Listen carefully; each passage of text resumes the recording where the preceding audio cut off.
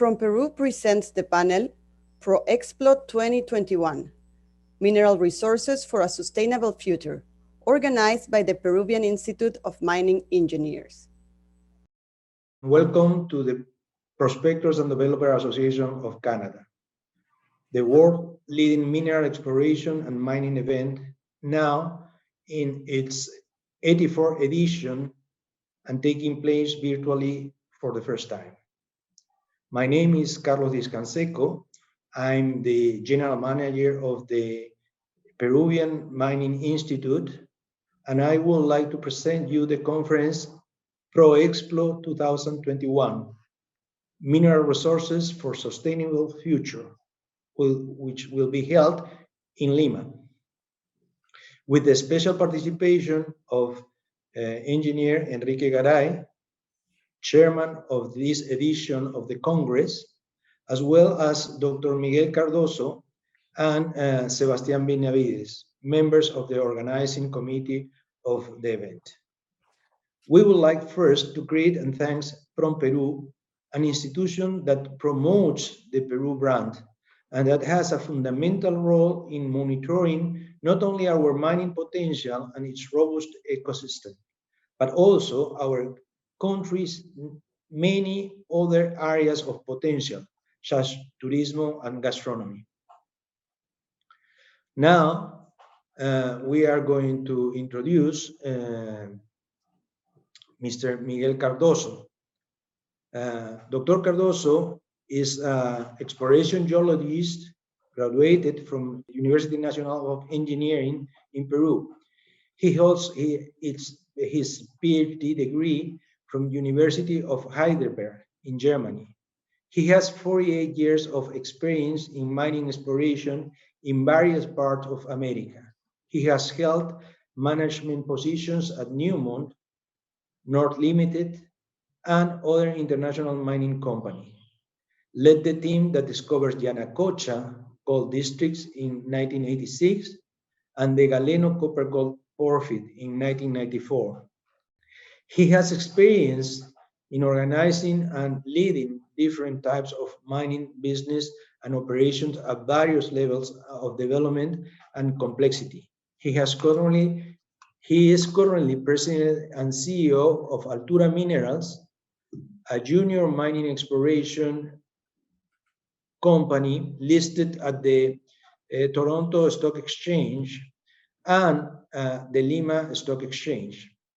He is also founder and senior partner of the family-owned conglomerate CP Group, comprising Explorations Geodrones, Helibiox Peru, Explorers, and IPC Salute, which provide a variety of services to mining, constructions, energy, healthcare, and other business sectors.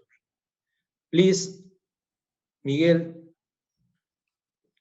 you can start with your presentation. Thank you very much to the organizers of the Prospectors and Developers Association of Canada for hosting this great conference and for the opportunity to present here on behalf of the Institute of Mining Engineers of Peru. Today, I would like to offer all of you a compilation of various data sets that I have put together to provide an overview of Peru as a world-class mining country with an immense mineral potential to continue growing towards a richer, inclusive, equitable, and stable society. The following figures will demonstrate that Peru is in fact a world-class mining country competing in the global big leagues.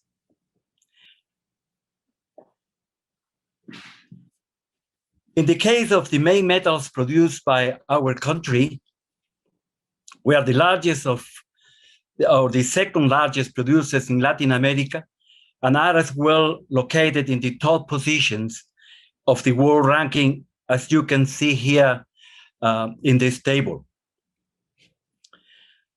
This applies to mining production and resources as well. The country produces mainly copper and gold, but also silver, zinc, lead, molybdenum, tin, and other metals. Mining investment, as shown in this graph, is by far the main contribution in Peru to further develop its economy. In terms of production, Peru experienced a significant gold rush, increasing its gold production from 0.5 to 6.7 million ounces of gold between 1992 and 2005, as we can see in the following chart.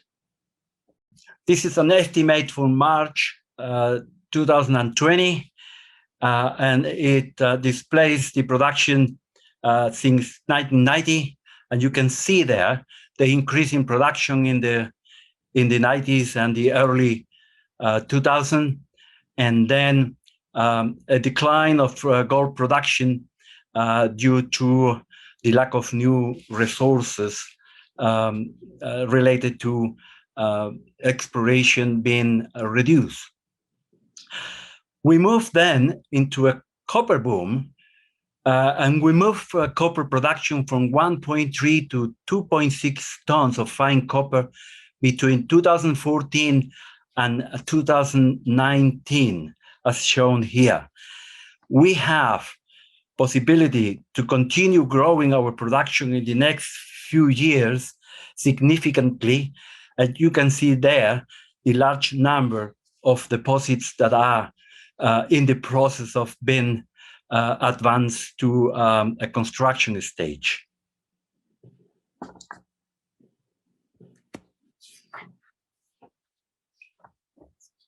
Currently, Peru has a significant portfolio of projects in the construction or pre-construction stages, namely 46 projects requiring a capex investment of more than 50,000 million US dollars. Exploration projects registered by the Ministry of Energy and Mines of Peru are 60 projects with an investment of over 500 million US dollars today. Peru is also one of the top 10 exploration investment destinations in the world. In 2020, we were ranked 6th in exploration investment, and so we represented 4.5% of the total global investment in exploration. Our investment in exploration in the country reduced by over 30% from 2019 to 2020, and we hope to improve this in the next few years, while the global investment was also decreasing by around 10%. Peru has numerous mineralized belts along the Andean Cordillera with an extraordinary mining potential. Here is an extremely simplified conceptual east-west cross-section of the country, Andean region, summarizing the lithological units formed in the upper crust in the Peruvian Andes. It shows thick, mainly Paleozoic to Upper Cretaceous marine sedimentary volcanic sequence, followed by terrestrial clastic sequences and intense superaerial volcanic products. A long history of intense magmatic arcs occurring multiple episodes and belts, interacting with intruded host rock units. Intrusive rocks here range from deep batholithic to sub-volcanic settings. As a result of this interaction, an impressive geological diversity emerged, creating mineral deposits of various types, as shown in the legend, and a polymetallic endowment that characterize and enhance the mining potential of Peru. Of all multiple mineralized belts along the Peruvian Andes, there are 5 major belts that contribute with about 85% of the mineral production of the country, namely 3 porphyry belts, 1 epithermal belt, and 1 polymetallic belt hosting variety of hydrothermal mineral deposits. Half of the copper production of Peru mostly comes from these 3 porphyry belts that altogether add to 2,300 kilometers of magmatic center mineralized systems, all of them of tertiary age, from the Paleocene to the Miocene geological times. And then we have here the Paleocene porphyry belt. It is 300 kilometers long, and it's located in the southwestern corner of Peru, hosting exceptionally large porphyries, as you can see here in this slide, that have been the historic main copper producers in Peru for more than 50 years, namely the Cuajone and Toquepala mines, with more than 2,000 million tons of ore grading 0.5% copper with moly credit and also silver contents. These are very large porphyries and historically our main producers of copper for a very long time. Then here in this slide, we have an 800 kilometers long Eocene Oligocene porphyry skarn belt, and that is an emerging mining producer in southeastern Peru with mid to large size deposits that in many cases are enhanced in terms of ore grade by the presence of substantial high-grade skarn bodies, namely the today exhausted Tintaya mine with 400 million tons of ore, averaging 1.4% copper, as a good example, and Las Bambas district with 2,900 million tons of ore, grading 0.65% copper plus silver, gold, and molybdenum subproducts. And the third belt is a Miocene belt extending for 1,200 kilometers along the Western Cordillera from the northern end of Peru to the central south part of the country. This is also an emerging belt with great potential for copper porphyries and skarn, like the copper zinc giant mine of Antamina, with more than 800 million tons of ore averaging 0.93% copper, 0.6% zinc, plus other metals like bismuth, molybdenum, silver, and lead. And La Granja porphyry with 2,800 million tons of ore, grading 0.51% copper in average. And the Toro Mocho mine in central Peru with 4,100 million tons of ore, averaging 0.5% copper, 6.9 grams per ton silver. Usually, epithermal and polymetallic mineralized bodies occur associated with these porphyry systems. The fourth important mineral belt runs for 2,000 kilometers along the whole of the Cordillera from the northern to the southern borders of Peru. And this is an epithermal belt containing gold, silver deposits, high-grade vein gold deposits, and many other mineralization types. This is the epithermal gold belt of also Miocene age. It hosts the Jajan epithermal Yanacocha mine with 50 million ounces of gold in resources total, and the Pirina and Laguna Norte epithermal deposits with 9 and 14 million ounces of gold, respectively. Additionally, small to mid-size heap leachable epithermal deposits and high-grade low sulfidation vein deposits occur along this belt.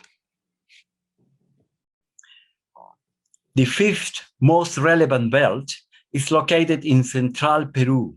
It is a polymetallic belt where base metals, frequently silver-rich deposits, occur.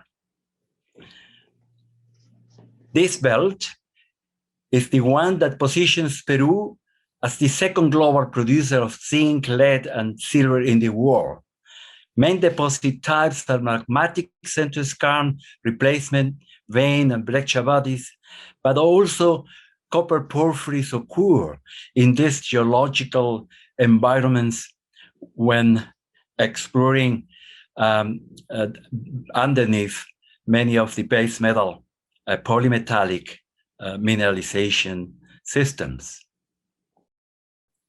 Besides the described belts, numerous other belts occur in the Peruvian Cordillera, including porphyry, skarn, replacement bodies, veins, and breccias, hosting a variety of metals like gold, silver, base metals, tin, iron ore, lithium, uranium, rare earths, and more. In summary, Peru has a fantastic geology, world-class operating mines, and superb mineral potential, considering that modern exploration just started 35 years ago, and most discoveries today have been of outcropping mineralization, and that just a small portion of our territory has been explored so far. Thank you very much for your attendance, and I give it over now to Mr. Carlos Diez Canseco for further presentation. Thank you very much. Thank you, Miguel. It has been a quite interesting presentation about the geological phenomenon of Peru. Now, it is so clear why the mining sector is so important for the Peruvian economy, and how big is the potential to continue on this work to search for new areas, discover new areas, and develop the mines. That's very important. Thank you very much again, Miguel. Now, we have a second presentation from Sebastián Benavides. Sebastián is an engineer geologist graduated from the Colorado School of Mines and holds a master's degree in economic geology from the ARC Center of Excellence in Ore Deposits and Earth Science of the University of Tasmania in Australia. He has 10 years of experience in exploration, mainly focused on copper deposits, with international experience in Zambia, Panama, and South America. He currently holds the position of Exploration Manager in Peru and Ecuador at First Quantum Minerals, leading exploration teams in the region with the goal of making world-class copper deposit discoveries. He also teaches geological engineering at the Pontificia Universidad Católica del Perú. Thanks, Sebastián. Now is your turn. Thank you very much for the presentation, and thanks, Miguel, for an excellent presentation before me. And I'd like to thank first the organizers of this virtual edition of the PDAC and for inviting us.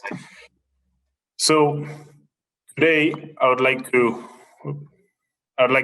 discuss a little bit about how the exploration industry enters this new decade and how Peru's exploration industry is facing sort of the different times we have ahead. First, I'd like to point out that as an industry, we are facing several changes.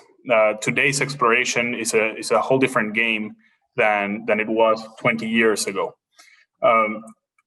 This graph on the right represents expenditure in exploration in the bars and the index of metal prices on the line. And as you can see, the gap in between has been broadening in the last years.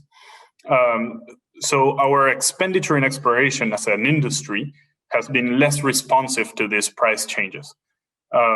We have had in 2020, due to the pandemic, an 11% decline, even if the prices were going up as a whole.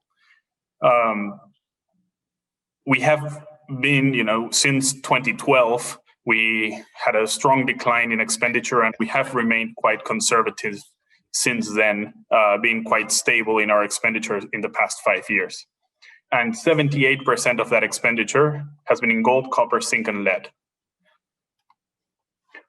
Now, as an industry, we are becoming more conservative. We're junior companies who are usually the less conservative explorers in the game have taken a second role in terms of expenditure and exploration with respect to majors.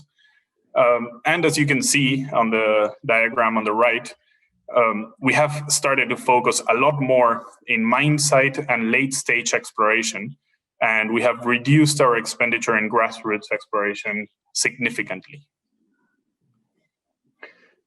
This comes together with two main difficulties that we will experience, that we are already experiencing and will become harder in the next 10 years.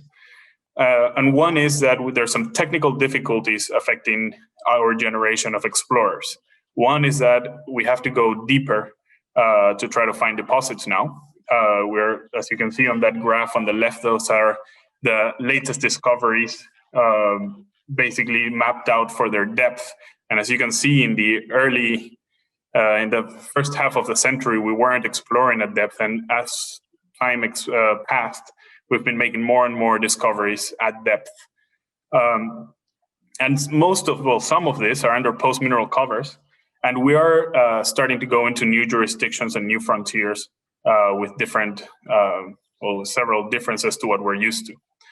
But also, it's becoming more expensive to drill. We have more and longer bureaucracy.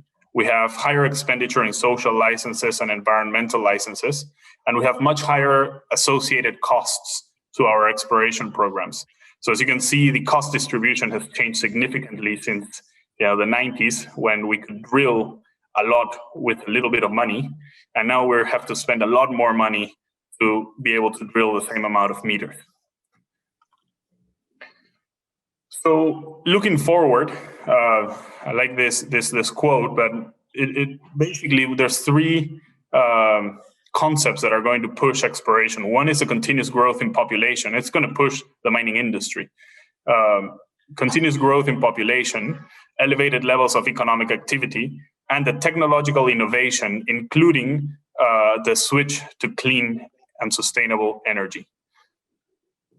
So we know that mining is going to be cornerstone in a sustainable future. And as explorers, we need to be getting ready to tackle that issue in the future.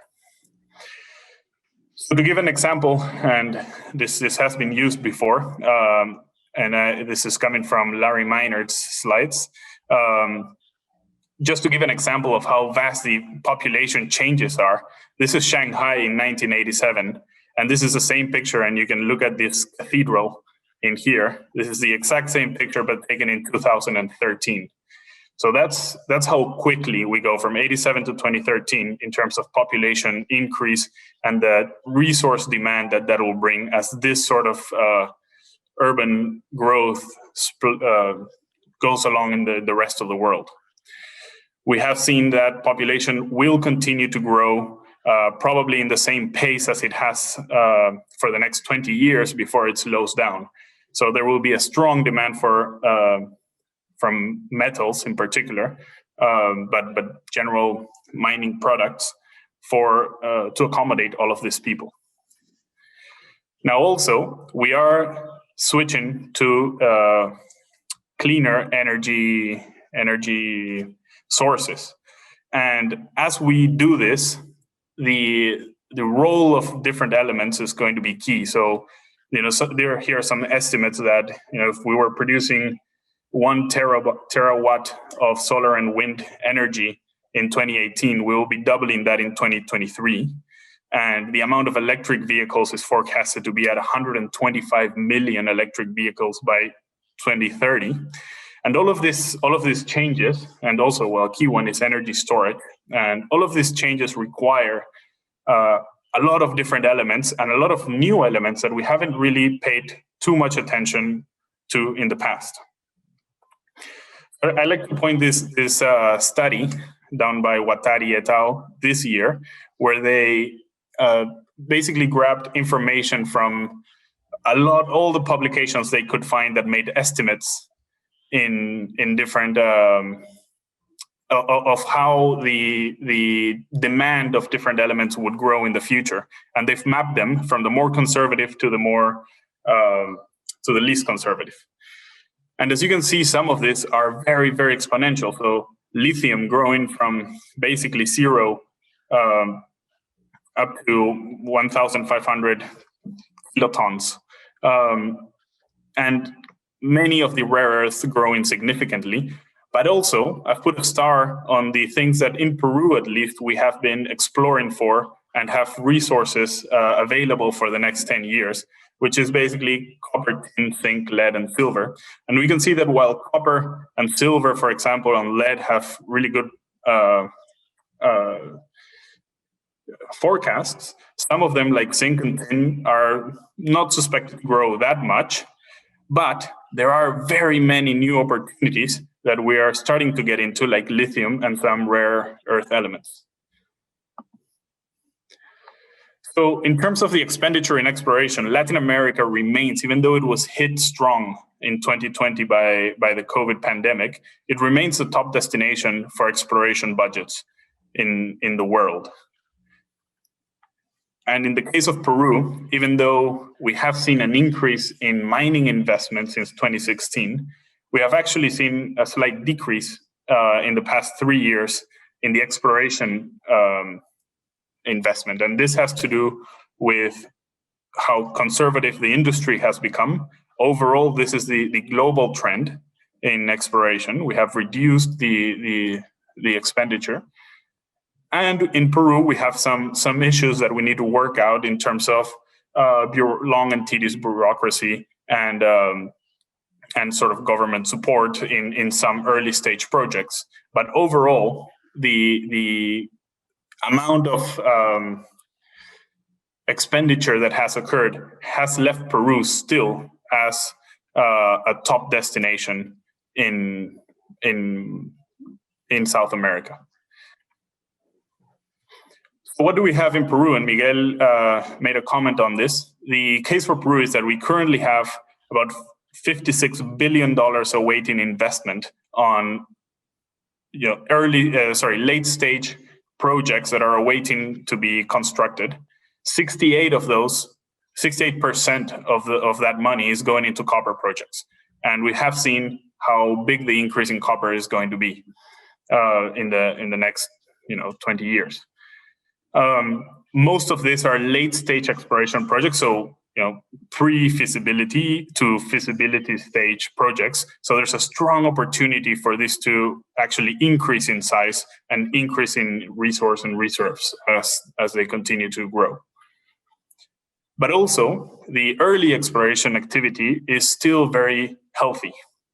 We have a total of $500 million awaiting to be, waiting or being executed, so being permitted currently or already under execution. And 79% of that is in greenfields exploration. So this is a big change, and this is very good for the future of the exploration in the country. Now, this is still very heavily focused on copper, with 53% of those projects being copper related, and then going into gold, silver, zinc, tin, and lead. And what is really interesting is that we're starting to pave the way for new critical elements. There's been some few discoveries already in the Puno region with lithium, with the Falciani deposit, Macusani. There's already some initiatives to lay the legislation for uranium and lithium production in the future, which will hopefully attract some more investment in exploration for those elements. And we have signed together with Australia, Botswana, Canada, and the US an MOU on for the energy resource government initiatives that focuses on critical energy metals or minerals. So to close, what we need to do is that the Peruvian exploration industry needs to continue to be as competitive as it has been in the past in the future. So we need to adapt. We need to adapt to the change in the times. We are in the process of it, and we need to improve everybody in the mining industry. So in my mind, as an industry, for this to happen, we need to shift to better and more sustainable mines as we continue this shift. Many mines are becoming more sustainable in time. And this will help us improve the perception of mining in the country by doing better practice and more communication with society. Now, the state needs to pull its weight as well, reducing bureaucratic procedures for early stage projects and separating the early versus advanced exploration stages. And it needs to strengthen the fight against illegal mining so it separates the actual formal from illegals, and also mediate social conflict fairly and in time. Now, these are all things that we can discuss at length, but what we're here to discuss is what do we do as explorers? And here, the explorers, we need to tackle the technical difficulties that we have in discovering more resources than ever before, because the society will need more resources than ever before, and different resources than we're used to. And we need to commit to sustainable exploration that will pave the road to feasible mines. So social sustainability, environmental sustainability from day one in exploration. And we need to adapt our exploration strategies for the society of the future. So we must provide not only the amount of elements that they need, but the different variety of elements that they will need as we switch to cleaner energies. So ProEXPLO this year is going to be a gathering basically to tackle this. Is for the explorers and rest of the industry to participate as well. But it's to tackle this sustainability and basically help us as an industry together work out the best way forward to towards a more sustainable future driven by exploration success. So with that, I'll leave you with Enrique's presentation on the ProEXPLO itself. Thank you very much. Thank you, Sebastián. And how does the mineral sector will be an important activity for the world, for this new world that we are facing on these days, and the new energy system, how important is to develop the resources, and how is that we have to help the conditions in Peru to develop the mining sector. As you have said, we have to attract some new investments to the Peruvian mining activity. We have to attract some investment for exploration. And we will we already have international standards to the development of the exploration and mining activity. And we have to work also, as you mentioned, in the territorial development to get all these things together to get a very, very sustainable system in the mining sector. That's very important. And I think that is quite related, as you mentioned, with the ProEXPLO 2020 that is going to be presented by Enrique Garay, the president of this edition of ProEXPLO. Enrique is a geological engineer graduated from National University of Engineering in Peru, who holds the master's degree in mineral exploration from Queen's University of Canada. With more than 25 years of experience in the mining industry and extensive experience in exploration and mining geology in the precious and base metal projects. He is a qualified person, a QP, under the Canadian National Instrument 43101. He has worked in several mining companies in Peru and in the evaluation of mining projects in Chile, Colombia, Mexico, Argentina, Guatemala, Panama, Ecuador, and Northern Ireland. Some of the companies where he has worked include CIMSA, Barrick Gold Corporation, Hochschild Mining, Trafigura, Consorcio Minero Horizonte, Rio Alto Mining, Nexa Resources, and currently he is the geological and exploration leader at Rio 2 Limited. He is also a professional geoscientist of the Association of Professional Engineers and Geoscientists of British Columbia. He is member of the Australian Institute of the Geoscientists, the Society of Economic Geologists, the Peruvian Institute of Mining Engineers, and the Geological Society of Peru, and the Peruvian Engineers Associations. As you see, Enrique has a very long CV and quite interesting experience. Now, I let the floor to Enrique, who is going to present the last edition of ProEXPLO, which is going to be held on March 22-26. Thank you, Enrique. Thanks, Carlos. Good afternoon, everyone. As president of the organizing committee of the 12th International Congress of Prospectors and Explorers, ProEXPLO 2021, I would like, first of all, to thank from Peru for the invitation to give a conference on this platform and for the PDAC conference in Canada. Today, I am pleased to present the conference ProEXPLO 2021, Mineral Resources for a Sustainable Future in Lima, Peru. We have preparing an attractive program of activities that this edition of ProEXPLO, which will be held as 5 days virtually from March 22nd to March 26, 2021. Well, first of all, we would like to thank our sponsors. As I mentioned, the 12th edition of the ProEXPLO 2021 will be held in March from 22nd to 26th. This conference is organized by the Peruvian Mining Institute. It occurs every second year in Lima, Peru, since 1999.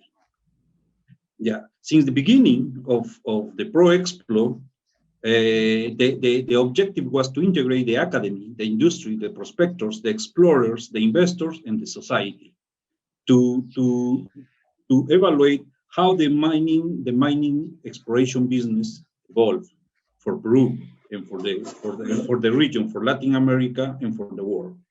This year, regarding the COVID-19, the ProEXPLO 2021 will be totally virtual.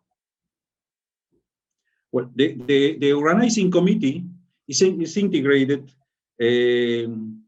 for the most experienced professionals in the mining industry. Of course, most of the members are geologists with strong background in the industry and academy as well. But there are mining engineers, financial people, businessmen, all of them very well connected in the mining business. The technical program is divided in 2 major sessions, in the morning and in the afternoon. And regarding the virtual mode, it's going to be 3 hours in the morning and 3 hours in the afternoon. Yeah. Normally, when the ProEXPLO is face to face, it is in 3 days. No, in the morning on Monday and Tuesday, the conference will be for junior companies. Yeah, we have 12 companies that confirm their participation. On Wednesday, there will be the prospector sessions. On Thursday, early in the morning, will be a roundtable for the contribution of women to the mining exploration industry. It will be led by Sylvia Kohler, a seasoned exploration geologist. After that, the session, the Peruvian Geological Survey in GEMET will present the geological advantage to invest in Peru. Finally, on Friday in the morning, it will be a roundtable named Peru on the Road to Crisco. There will be participants, the deputy chairman of Crisco and the 3 presidents of the ANEROs of Chile, Colombia, Brazil, and the Peruvian representative. In the afternoon, there will be technical sessions. In total, there will be 30 talks divided in innovation in mineral exploration, economic geology, from the discovery to the mine. Furthermore, at the end of each day will be keynote speakers that will be presented by experts in their own field, such as machine learning for mineral exploration, exploring Peru for metals using innovative thinking, an integrated model for copper and gold mineralization, transforming mineral resources for sustainable future and global copper market. Also, there will be posters. In total, 25 posters that is going to be divided similar to the oral presentations in innovation from mineral exploration, economic geology, and from the discovery to the mine. As every ProExplo, there will be 5 short courses pre-Congress and 3 short courses post-Congress. As you can see in the screen, we will have geometallurgy for explorers, top and bottom of epithermal deposits and transitions to porphyry deposits, application to exploration, valuation of mining projects, mineral geochemistry, in situ analysis. Those short courses will be led by known exploration geologists and mining engineers. Also, the short courses, the basic of mining disclosure securities law, NI 43101 and SK 1300. The geochemistry applied to mining exploration porphyries and epithermal systems, the application of geochemical and mineralogical sustaining for geophysical targeting of modern and ancient VMS ore deposits, alteration and mineralization in porphyry deposits. As the conference is going to be virtual this year regarding the pandemic situation, the organization of the conference faced a challenge. For that reason, we decided to organize the conference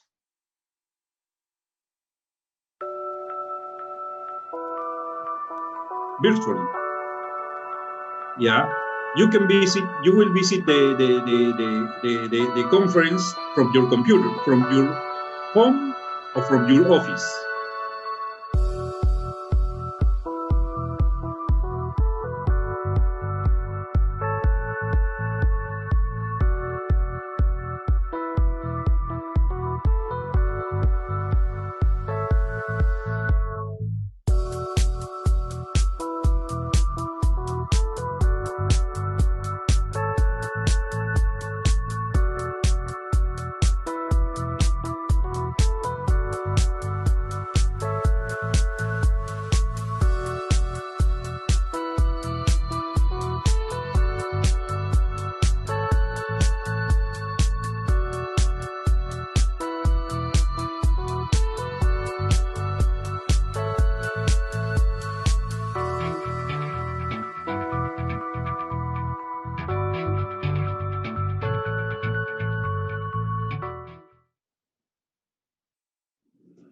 As I said, every participant will have the opportunity to attend the conference from home or from his or her office. For that reason, we are working with a friendly platform where you will be able to attend the conference, attend the technical showroom, visit the booths of drilling companies, laboratories, exploration suppliers. Also, you will have the opportunity for networking and do business. And again, thanks to our sponsors and welcome to the ProExplo 2021. Thank you, Enrique. It has been a quite interesting presentation about what is going to be ProExplo, and we expect to have many people from all around the world. As you have mentioned, this is a 100% virtual conference. Then you don't have to fly to Peru now. You can take it from home, from the office, or wherever you are, maybe from the beach also. It looks like for the reference that you have made, it will be a very, very interesting presentations, conference, and very good keynote speakers around it. And probably there will be many authorities of Peru there just to hear about the new dimension of the exploration in Peru. Well, this has been our presentation, and now I don't know if you have any comment to close before we thanks to our hosts. I don't know, Enrique, Sebastián, or Miguel, you have additional words? Well, thanks to Prom Peru for inviting us and to show what's the exploration potential of Peru. It's enormous. We are in a real mining country and a very well mineralized endowment of polymetallic commodities. Also, we have Peru host the minerals, the commodities for the future, for a clean future, environmental friendly future. Is why we name it mineral resources for a sustainable future. This conference. Thank you. Thank you. Thank you, Enrique. Thank you, Sebastián. Thanks, Miguel. And we just have to say, you are welcome to ProExplo. We wait for you here at the conference. Welcome to ProExplo 2021. On behalf of Prom Peru, we want to thank the collaboration of the Peruvian Institute of Mining Engineers and all the companies and speakers who participated in this panel.